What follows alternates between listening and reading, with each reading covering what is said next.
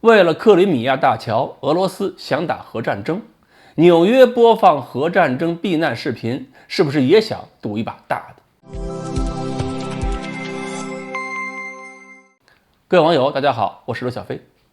俄罗斯联邦安全会议副主席梅德韦杰夫前天发出警告，说乌克兰还有西方大国拒绝承认莫斯科对克里米亚拥有主权，这对俄罗斯构成了系统性威胁。他宣布，任何来自外部对克里米亚的袭击行动将引发审判日的回应。审判日将非常迅速到来，后果惨烈，无处可以躲避。试图惩罚拥有核武器的俄罗斯在乌克兰的行动是危险的，可能危及全人类。要知道，根据基督教的说法，到了审判日这一天就是全世界的末日了。那么按照俄罗斯这位前总统、前总理普京最亲密的伙伴的说法，审判日就是比喻危及全人类，包含中国在内，并且无处可躲的灾难。那就肯定是指全球范围内所有核国家一同参与，把所有弹头都用上的核战争。而让俄罗斯表达这种态度的直接导火索是乌总统办公室主任阿列斯托维奇表示，只要出现技术可能性，乌方将有可能攻击克里米亚大桥。但是由于乌克兰军队的控制区域都远离克里米亚大桥，包括海马斯火箭炮发射的227毫米口径火箭弹射程都不够，那么可行的手段除了组织特种作战人员实施破袭，就是用海马斯火箭炮发射 MGM-140 导弹，就是美国那个陆军战术导弹，这个导弹射程才够用。如果想这么干的话，就要求美国必须向乌克兰提供这个 MGM-140，并且在使用权限上给乌克兰开绿灯。而近期正好有消息说了，美国就有可能向乌克兰提供一些这样的导弹，这是美国国防部长奥斯汀表示一直支持的。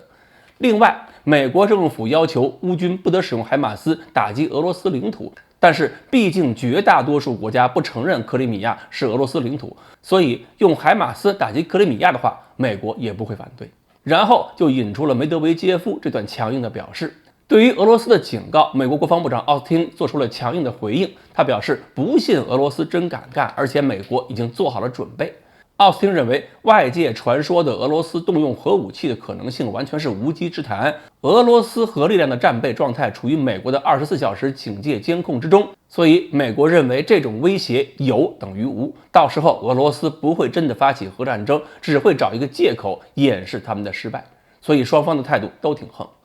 而且前一段时间，纽约的电视节目里边还突然播出一个视频，介绍如果遭遇核打击，市民应该如何避难，让人感觉特别突兀，好像回到了冷战时期的疯狂年代，大家又要开始在自己房子下边挖避难所。至于是不是要多攒点瓶盖，您自个儿随意。实际上这又是俄美双方在核战略上对着抬高调门的心理战。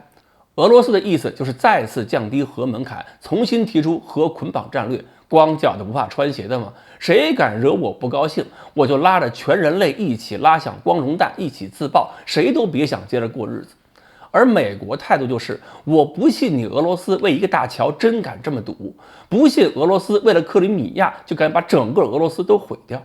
而且我美国也不是没有经历过核疯狂年代，我也能拿出一副混不吝的架势跟你对抗，不然的话，你一辆核武器吓唬人，我就让步。那让你成功一次，后面就有第二次、第三次、第四次、第五次，后患无穷。所以让你的核威慑失效了，我就是成功。看上去都是拉开架势要赌一把大的，但是我觉得喊归喊，其实双方心里都清楚，谁都没想真拼命。俄罗斯要是真敢拼命，为什么不打瑞典、芬兰这俩国家加入北约了？而美国如果真敢玩命，为什么还约束乌克兰，说乌克兰不能用美国武器去打俄罗斯的领土？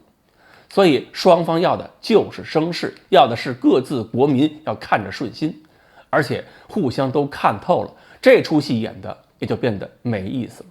好，关于围绕着克里米亚大桥，俄罗斯会不会真的用上核武器，今天我们就简单的分析到这里，欢迎大家继续关注我们的栏目，我们下期再谈。